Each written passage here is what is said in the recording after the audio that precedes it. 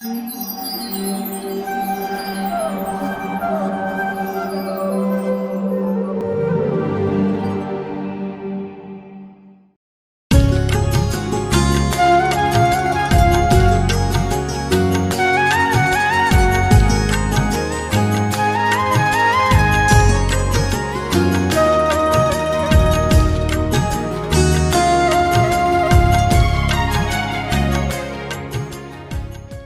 कृष्णा।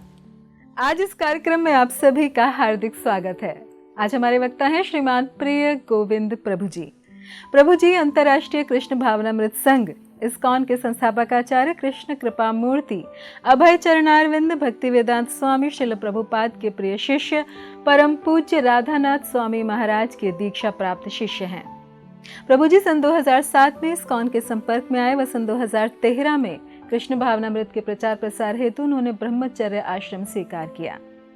प्रभु जी अपने स्कूल के दिनों में एक अत्यंत ही मेधावी छात्र रहे हैं, जिन्होंने हाई स्कूल के गणित में 100% अंक प्राप्त किए तथा प्रभु जी ने army institute of technology Pune से कंप्यूटर में इंजीनियरिंग अर्थात बी की डिग्री प्राप्त की है। उन्होंने एक एमएनसी में कार्य करने के दौरान IBM प्रोजेक्ट पर काम किया व गेट की परीक्षा में तो उन्होंने 98% अंक प्राप्त किए और तत्पश्चात उन्होंने बोइंग प्रोजेक्ट्स पर IIT कानपुर से RA करना चुना। इस्कॉन कानपुर मंदिर के उद्घाटन में प्रभु जी की अत्यंत ही महत्वपूर्ण भूमिका रही है। वर्तमान में वे इस्कॉन कानपुर मंदिर के सचिव हैं और कई विभिन्न सेवाओं में संलग्न हैं। प्रभु जी कई युवाओं को परामर्श और मार्गदर्शन देने के साथ ही IIT, HBTU, GCTI, MNIT तथा NIT जैसे विभिन्न प्रतिष्ठित कॉलेजों में कई प्रकार के सेमिनार भी देते हैं। हम सभी का अत्यंत ही सौभाग्य है कि इतने मेधावी व प्रतिभाशाली व्यक्तित्व आज हमारे साथ इस कार्यक्रम में हैं।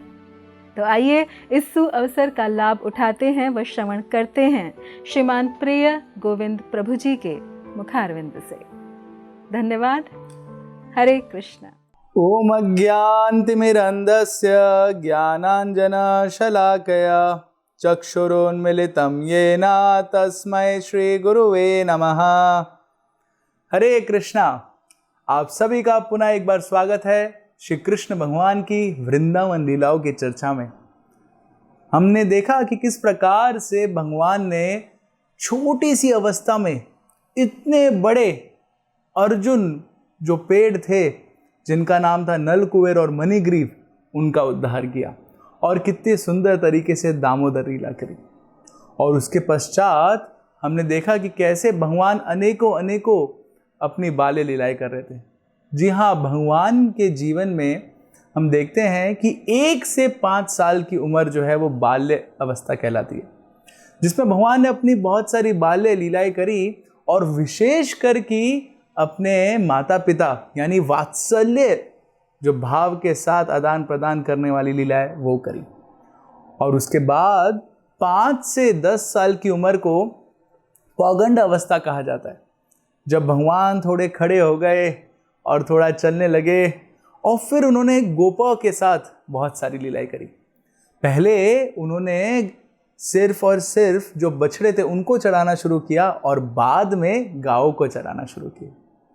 फिर उसके बाद 10 से 15 साल की उम्र की अवस्था को बोला जाता है कुमार अवस्था, है ना, जहाँ पे भगवान और ज़्यादा आदान प्रदान करने लगे गोपों के साथ भी और गोपियों के साथ। और उसके बाद फिर भगवान गए यौवन अवस्था में, जो 15 साल से शुरू होती है। और भगवान के बारे में बताया जाता है कि भगवान नित्य सिर्फ यौवन अवस्था में ही रहे, उससे ज़्यादा बूढ़े नहीं हुए। परंतु सामान्य मनुष्य जो होता है वो और ज़्यादा बूढ़ा हो जाता है ना।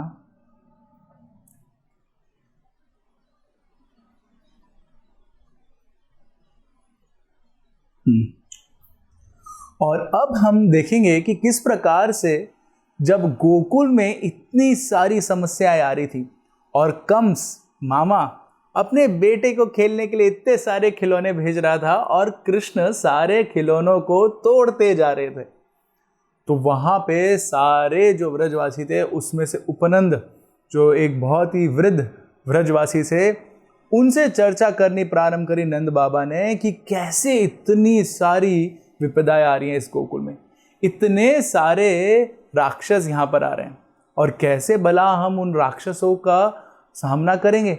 अभी तक तो किसी प्रकार से कृष्ण बचते जा रहे हैं, पूतना से, तृणावर्त से, शकटासुर से, और अब ये 2 पेड़ भी गिर गए। तो हो ना हो हमको किसी दूसरे स्थान पे जाना चाहिए। और वो दूसरे स्थान पे जाने का तब विचार कर रहे थे सारे गोपा।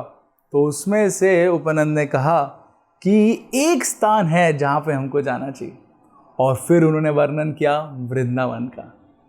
वो बताते हैं, वनम वृंदावनम नाम पश्याम नवकाननम गोप गोपी गवाम सेव्याम पुण्य आद्री तृण विरुद्धम।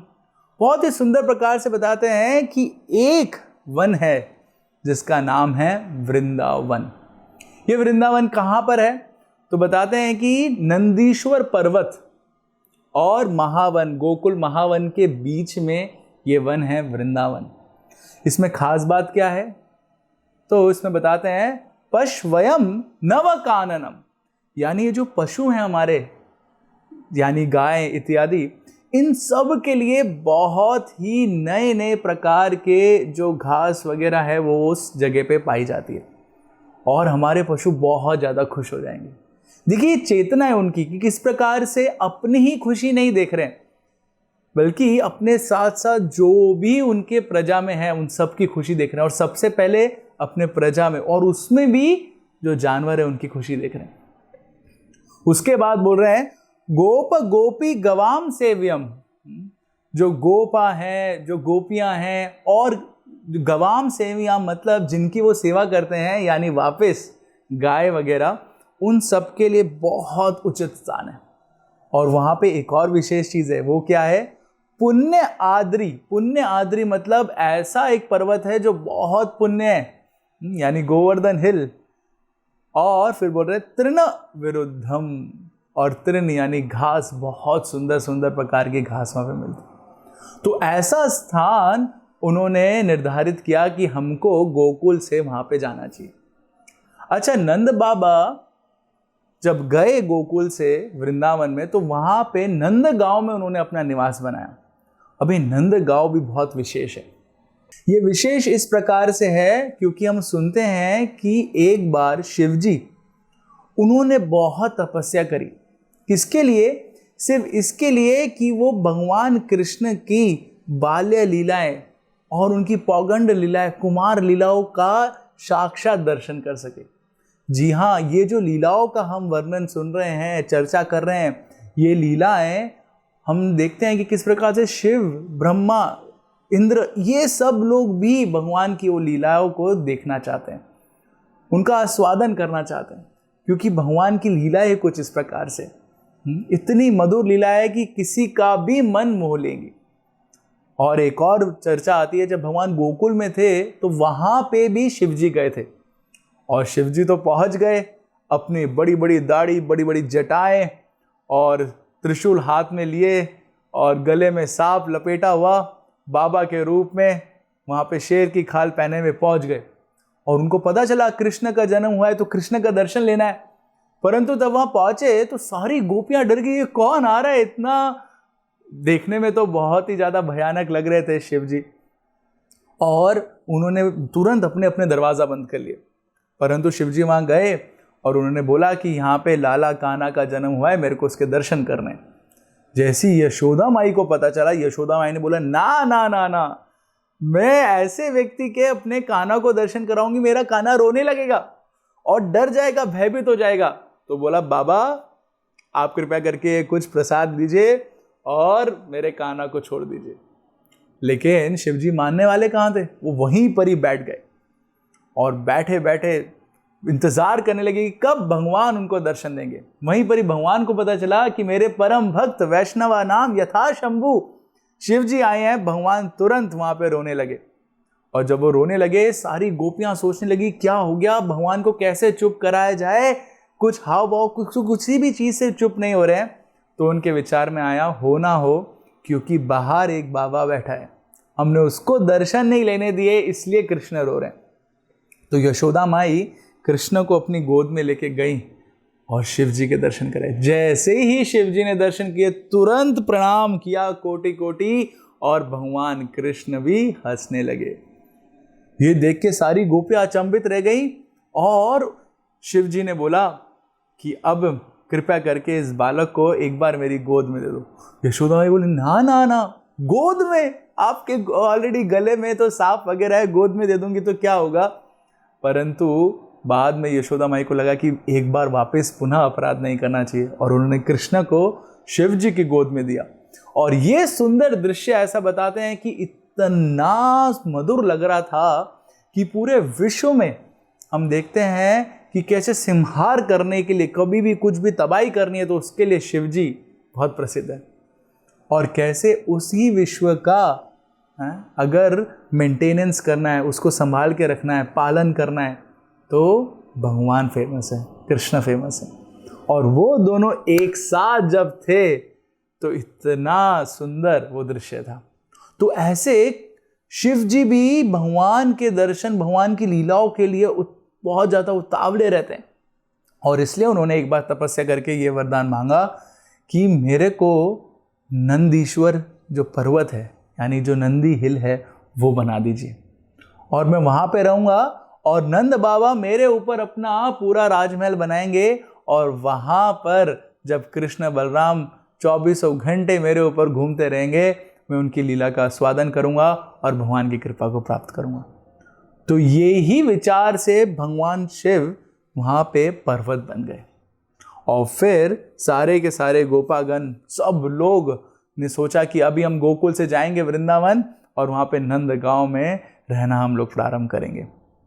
और ये जैसे ही सबने सुना, तुरंत अपने अपना सारा सामान उन्होंने बैलगाड़ी में समेटा और जाने लगे। और जाते हुए क्या कर रहे थे?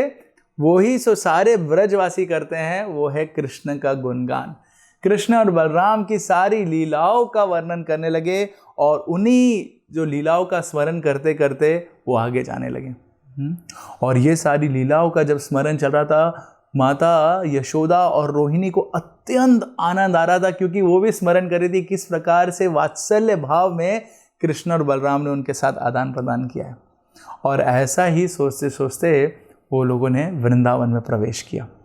जब वृंदावन में प्रवेश किया तो वहाँ पे जाते ही सबसे पहले उन्होंने एक छोटे से घरों में रहना प्रारंभ किया, क्योंकि अभी अभी आए थे, और फिर धीरे धीरे वहाँ पे पूरा अपना जो घर है उसका विस्तार करना शुरू किया। और कृष्ण बलराम अत्यंत प्रसन्न, क्योंकि वहाँ पे यमुना नदी थी, गोवर्धन पर्वत था, और इतनी सारी आनंद देने वाले पेड़ पौधे थे। तो कृष्ण बलराम को बहुत आनंद आने लगा। अभी वो छोटे बच्चे से धीरे धीरे बढ़ रहे थे, तो अपनी कभी कभार तोतली बोली में यशोदा माई और नंद बाबा को पुकारा करते थे। और भाई आज भी हम देखते हैं इस संसार में कि कैसे जब बच्चा बोलने लगता है तो माता पिता को बहुत आनंद आता है, और माता पिता गेस करने लग जाते हैं कि वो क्या बोल रहा है।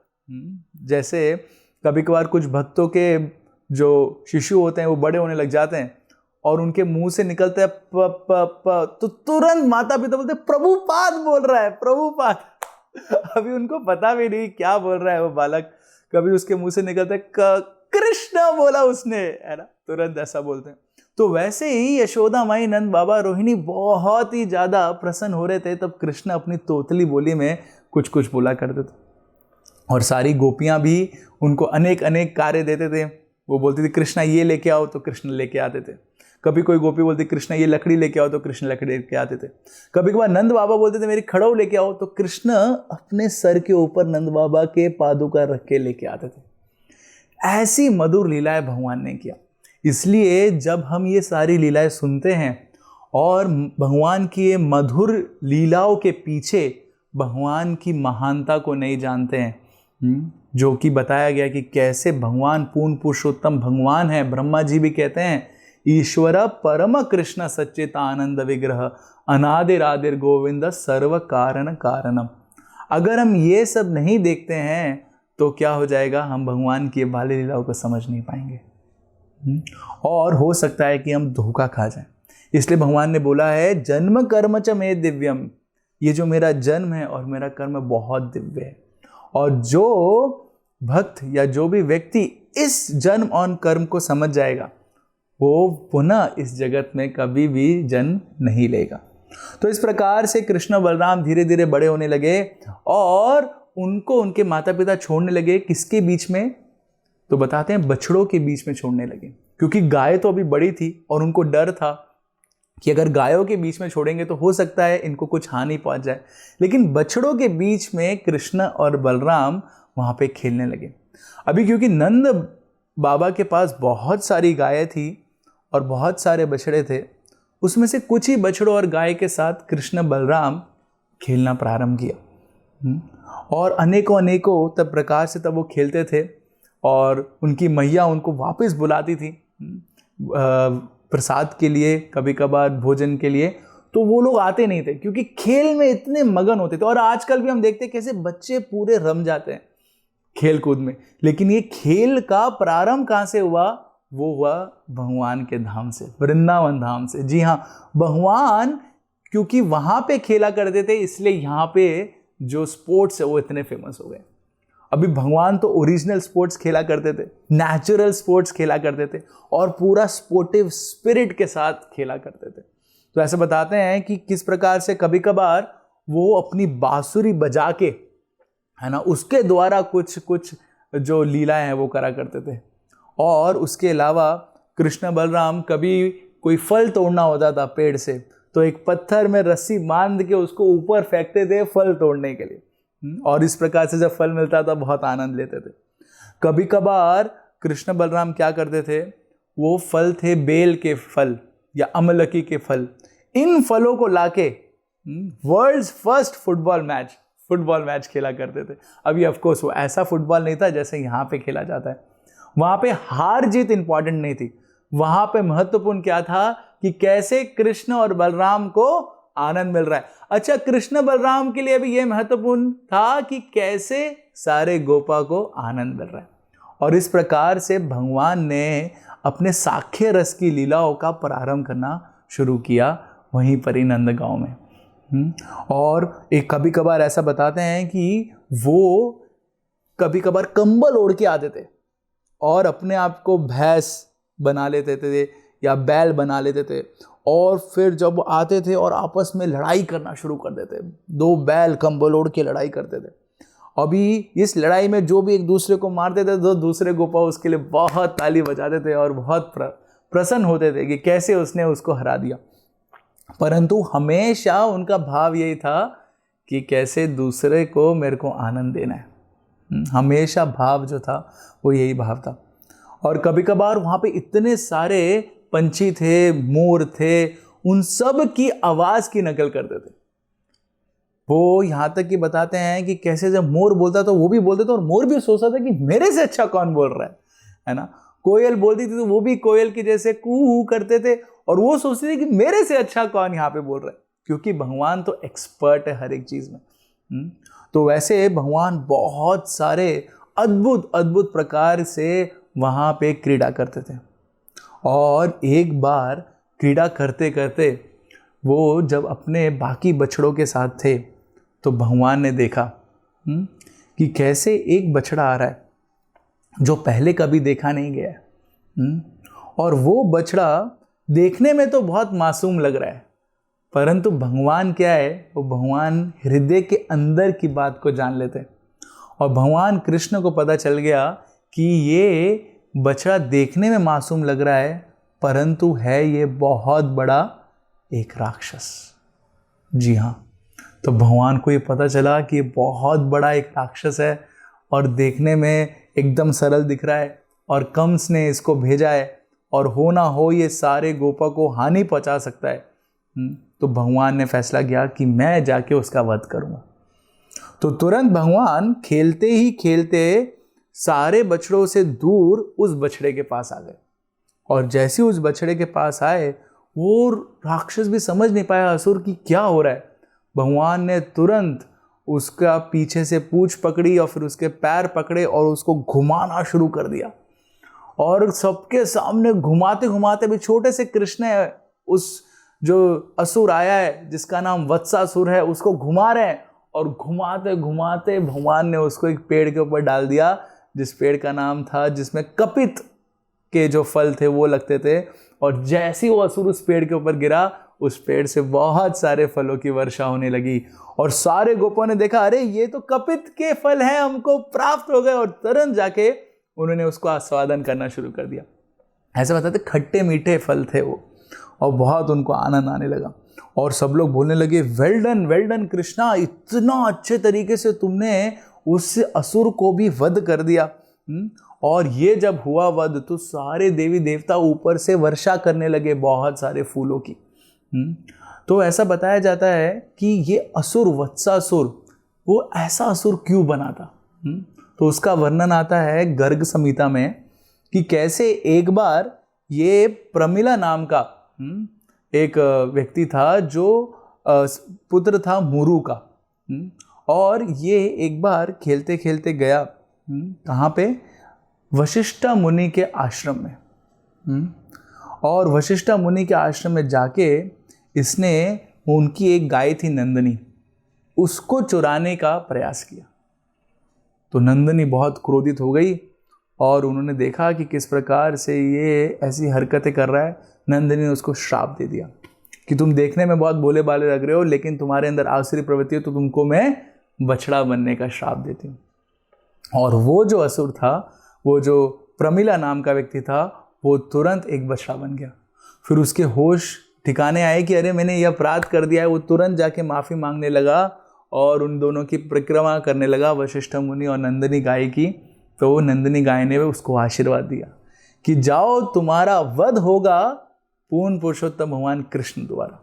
और इसीलिए वही प्रमिला नाम का व्यक्ति एक असुर के रूप में पैदा हुआ, जिसका नाम था वत्सासुर। अब ये वत्सासुर हमारे हृदय में भी एक अनर्थ को दर्शाता है। ये हमारे आचार्यों ने बहुत ही अच्छे तरीके से हमको बताया।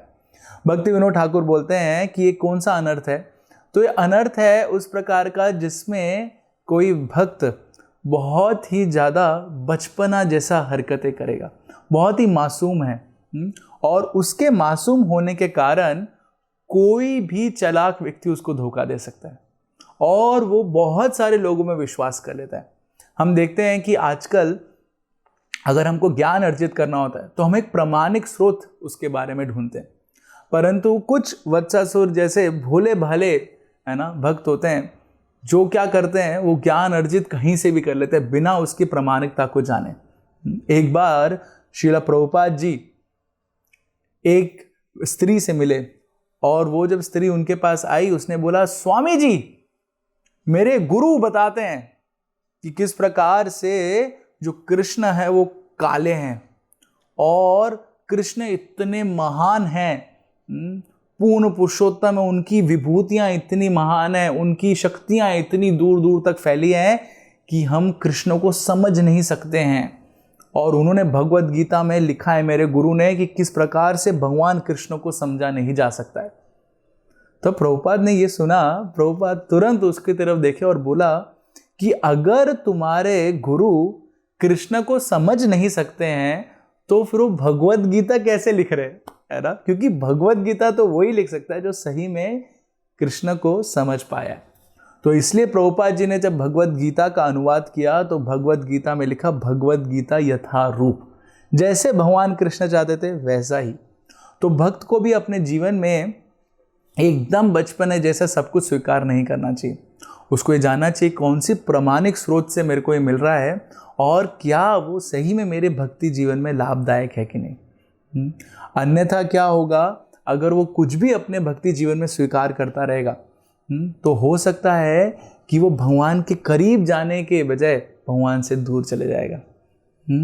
और ये प्रवृत्ति क्या होगी, उसके जीवन में उसको बहुत ज़्यादा हानि पहुंचा सकती है। तो ये संदेश दिया भगवान ने वो वत्सासुर का वध करके।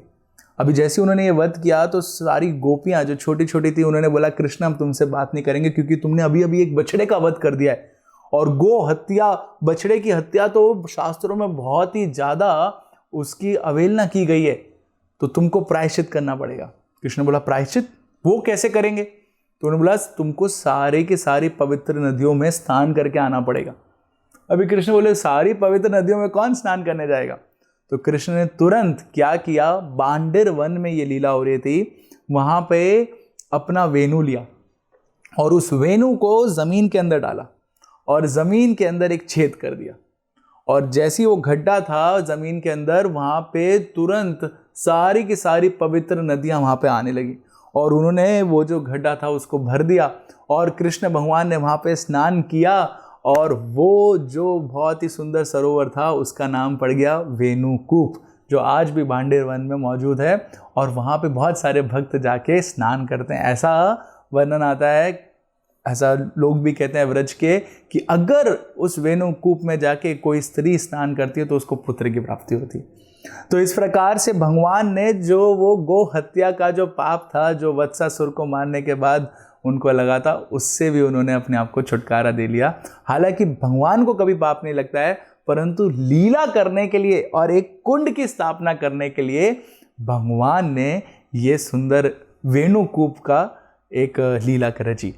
तो इसी प्रकार से हम देखते हैं कि कैसे भगवान धीरे धीरे अपनी सारी लीलाएं करना शुरू किया और विशेष कर कि ये जो पौकंड अवस्था में अपने गोप सखों के साथ भगवान ने लीला करनी शुरू करी। और लीलाओं का हम लोग चर्चा करेंगे अगले सत्र में। तब तक के लिए बहुत बहुत धन्यवाद। हरे कृष्णा। ऐसे ही और भक्तिमय कार्यक्रमों के लिए देखिए हरे कृष्णा टेलीविजन और इसे प्राप्त करने के लिए आप अपने केबल अथवा DTH ऑपरेटर से संपर्क करें तथा और अधिक जानकारी के लिए आज ही डायल करें 7666 839 839।